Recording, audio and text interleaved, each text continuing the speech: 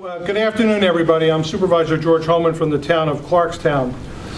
You know, we're really in the midst of an ongoing national security and humanitarian crisis with the migrant crisis that's been sent to our doorsteps.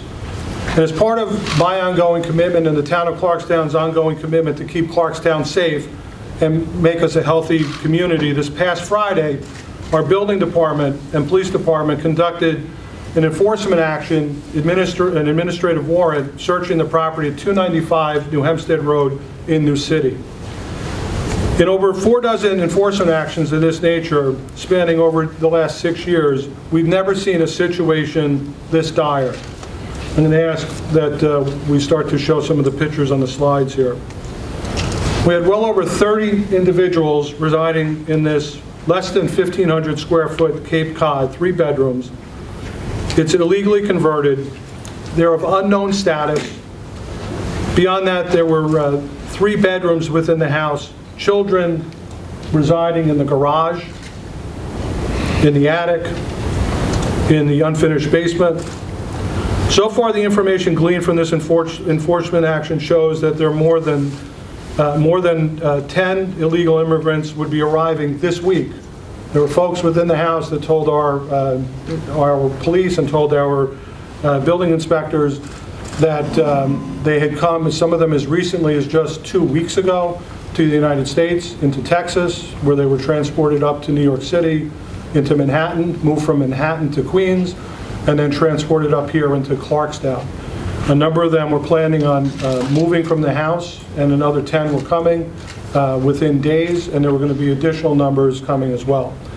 In essence, this was like a migrant flophouse, coming right here into the town of Clarkstown, completely violating the law. The property itself is owned by a gentleman by the name of Shlomo Kopel from Muncie.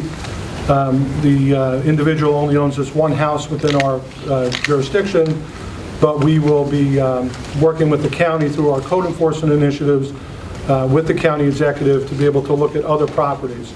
We believe that there's more houses like this within the region, certainly within our town potentially, and we're committed to making sure that we're going to do everything possible to enforce our building and zoning codes. This is what we've done in Clarkstown. Frankly, Clarkstown's a model here. The reason this was discovered, we're kind of like the canary in the coal mine, if you will, is that we're the only municipality locally at the town level that executes administrative search warrants for situations of this nature. There are at least 8 or 9 children within this house, and as I said, we believe at least 31, maybe more individuals living in this house. Some of the most egregious conditions we've ever seen. And again, almost all of these folks are undocumented, of unknown status, some of them coming to the United States as recently as 2 weeks ago. This house also came on our radar previously. There had been some prior violations where we had issued, the owner was ignoring them. We've taken action today to go into state Supreme Court to seek a temporary restraining order and commence immediate eviction proceedings because of the health and safety nature of this house.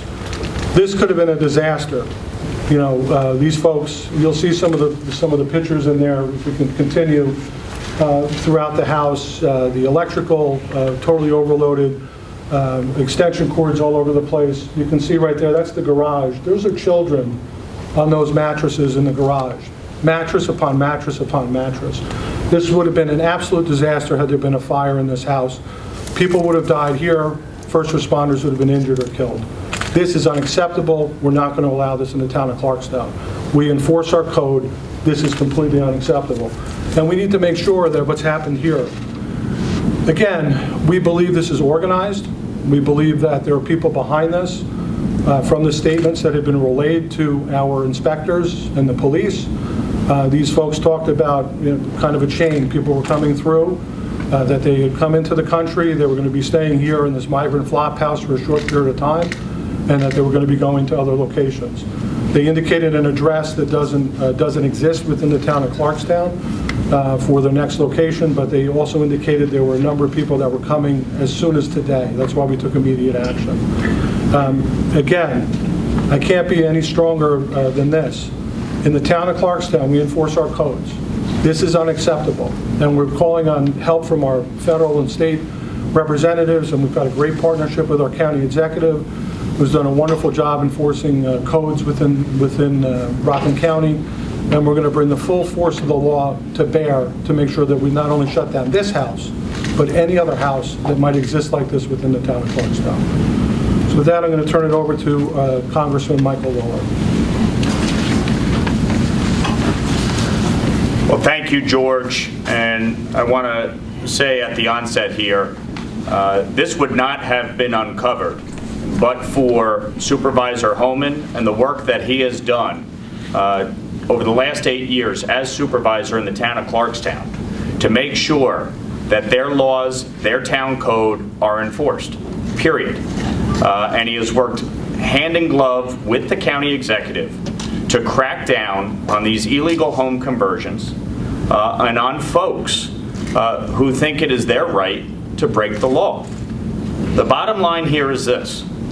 Every homeowner in Rockland County and across the state of New York must recognize that we have town codes for a reason, we have a fire code for a reason, and we have to protect the health and well-being and the safety of our residents and of our first responders. This is unacceptable, and I think the investigation that is underway will hopefully get to the bottom of who is behind moving migrants from New York City up to Rockland County and across the Hudson Valley. And if it is found that Eric Adams and his administration are somehow involved, they need to be held accountable. This cannot continue, period. The failure here is on multiple levels. Since Joe Biden took office, nearly 6 million migrants have crossed our southern border, most of them illegally. This administration, going back 2 years, was flying migrants to Westchester County Airport, long before southern states were ever moving migrants to New York. This administration was. The southern border has been overrun, and these communities cannot handle it. And so Mayor Adams and Governor Hochul, in their infinite wisdom, and the Democratic politicians in New York and New York City believe that we should be a sanctuary city and sanctuary state. They believe we should not cooperate with ICE or law enforcement officials.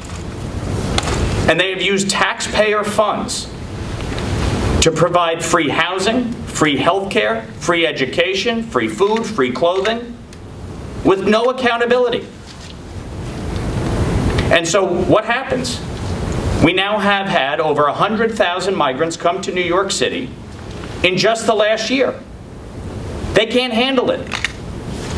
And let's be clear, this is not about being against immigration. I've said many times before, my wife is an immigrant. I've been through this process. It is a fundamentally broken one. But we have to have a process that works.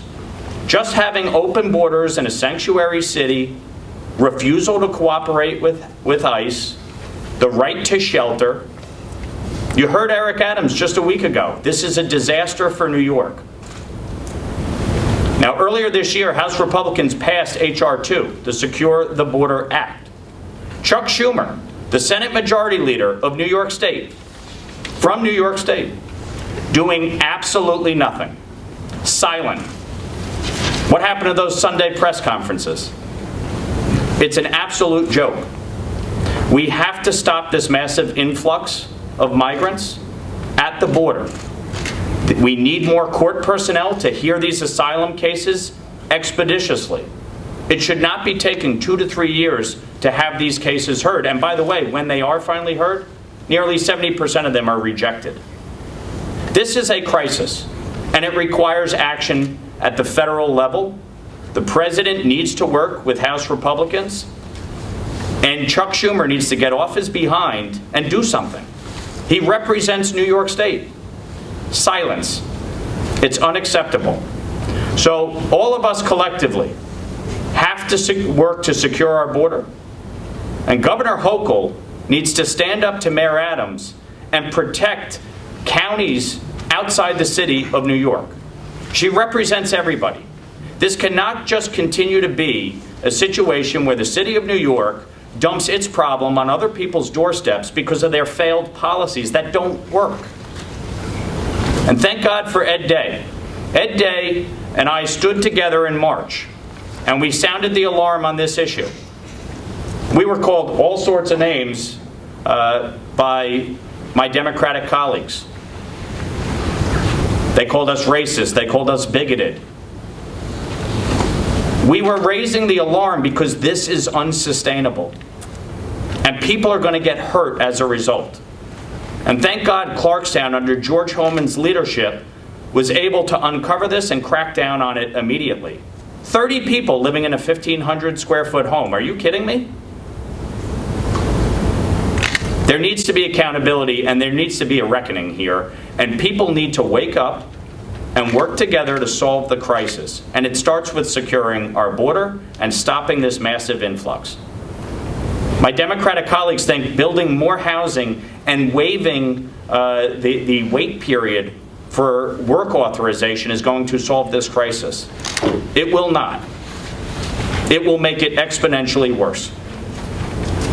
We need to have a process. That's the bottom line. And with that, I want to introduce our county executive, Ed Day. Thank you very much, Mike. First of all, I would be remiss if I did not offer my gratitude to Supervisor Hoehmann, the law enforcement personnel in Clarkstown, and the building and codes personnel here in Clarkstown. They took a very innocuous event and found out an awful lot. Anybody who is here today who does not believe there is a load of money that's involved in what we're seeing just ain't paying attention. This just does not happen by itself. The movement of people like this is something being set up by design, and somebody's getting rich over it. And I would also support the call of Congressman Lawler, especially for the work he has done in trying to make people understand this is not necessarily a crisis from far away. This is a crisis coming here and now. And on March 2nd, we stood together to say exactly that. My wife asked me on the way over here today, how come people are not paying attention to this? I said, I don't know. I don't know what more I can say at this point. We have a 35% increase in foster care. Nonprofits are assisting 3 times the families that they did a year ago. Rockland County is still funding our pantries because we try to be humane. Being humane does not mean shipping people from one borough, from one county to one state to another. That's what is being done now, and it's not being done by us. Severe shortage of housing, affordable housing. We don't have housing. We're doing an awful lot to try to manage what has been dropped on us by the federal government. March 5th, 5 people died in the fire. 5. Home had 18 people living in it. How many people would have been lost if there were more people in that house?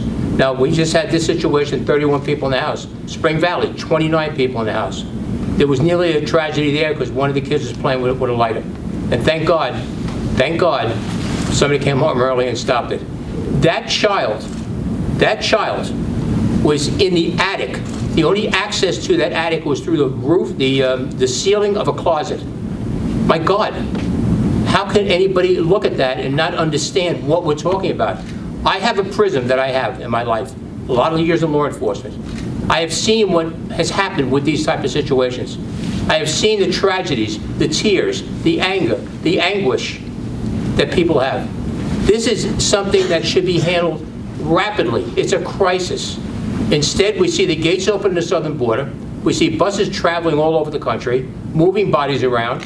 We have a city controller who will not pay the contract for DocGo, who's got $500,000 worth of money, I believe they got.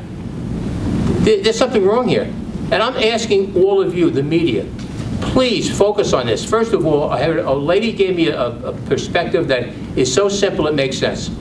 She said, if you have a leak in your house and it continues to ruin your rugs, you don't buy new rugs. Guess what you do? You fix the leak. The southern border must be closed for a period of time until we can reestablish common sense immigration again. That is number one. If you don't do that, this is all for naught. People are going to die. That's where we are right now. And if I sound upset by this, you're damn right I am, because I've seen this already. I don't want to see it again. There will be, and to Supervisor Hoehmann's commentary, we will be looking at other properties. Again, we work very well with the Building and Codes Department. George and I work well together. We will be looking at the other properties. We believe the owner of this property in New Hampstead Road owns at least 2 of the locations. We will get down to the bottom of it. And finally, Congressman Lawler has touched on this. Again, my feeling is there's no way this happens without money. And money doesn't happen unless somebody's engaged and involved in a trafficking of people. I'm so sick of hearing about how horrible we are, because we insist that people are being taken seriously.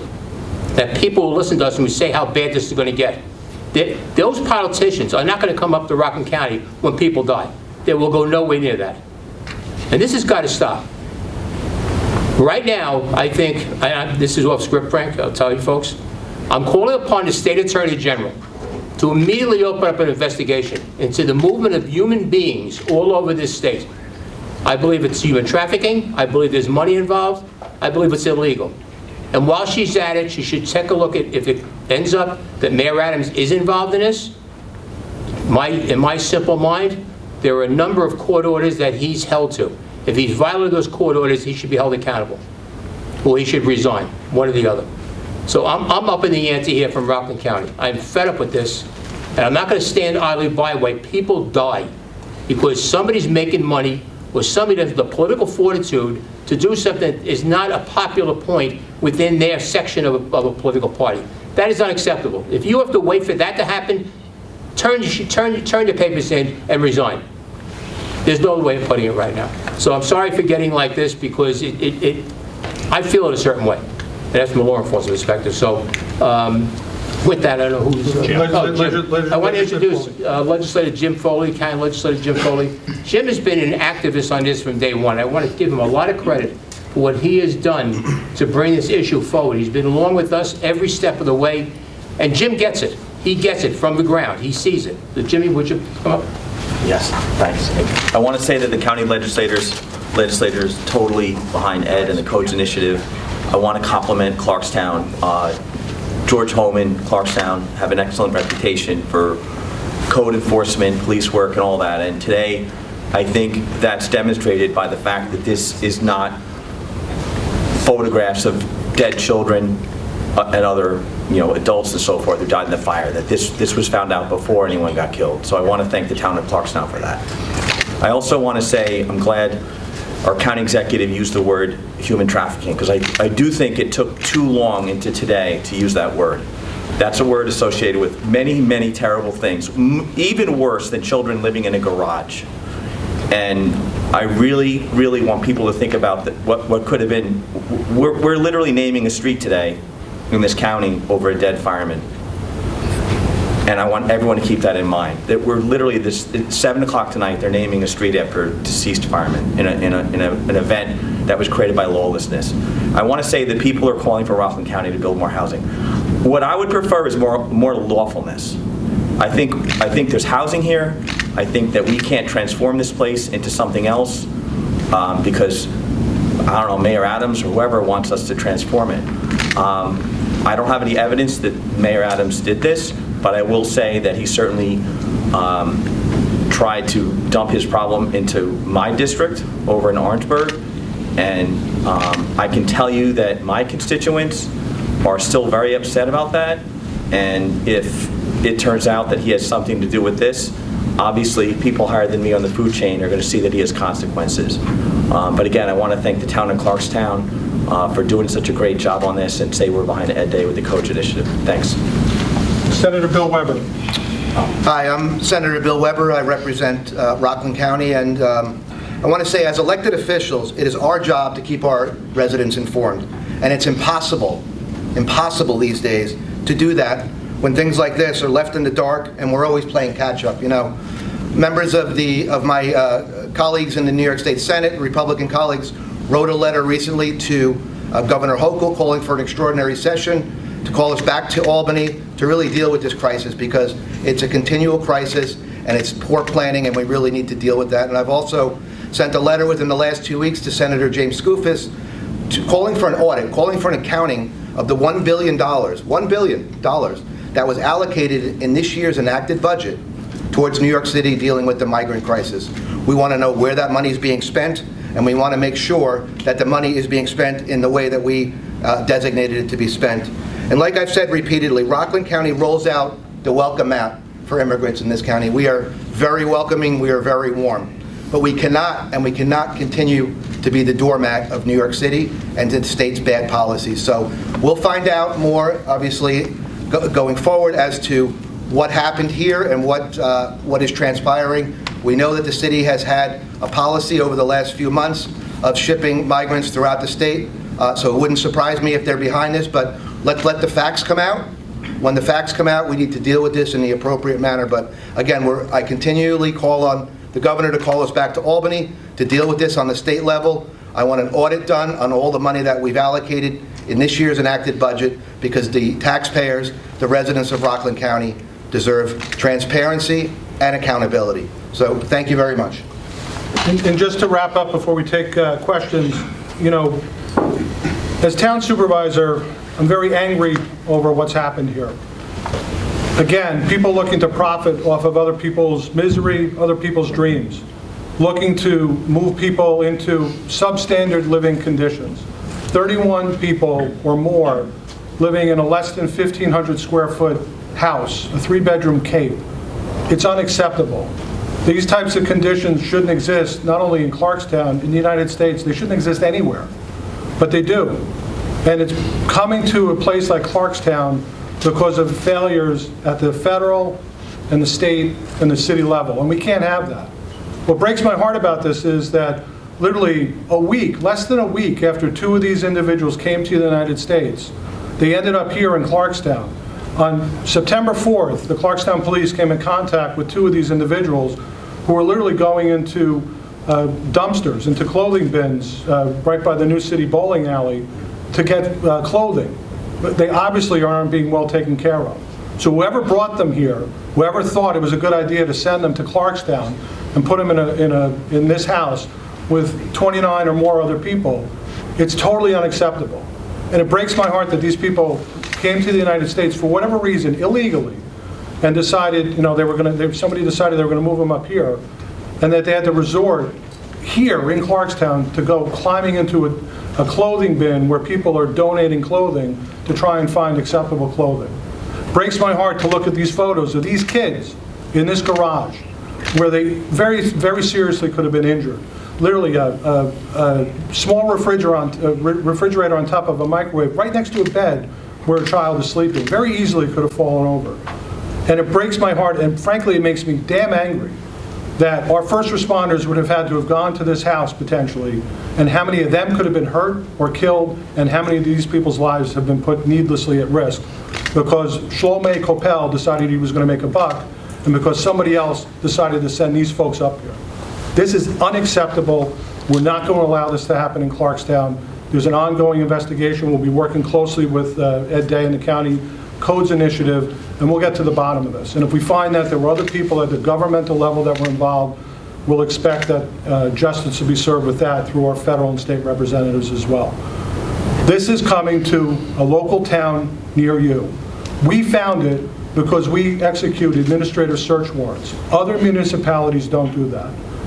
I won't be surprised when I hear about this in other towns and other locations. And when we find it again in Clarkstown, we're going to act as swiftly, and we're going to shut these things down and make sure that this doesn't happen. We need to protect our first responders, and we need to protect the integrity of our town and our zoning. Thank you. With that, we'll take some questions.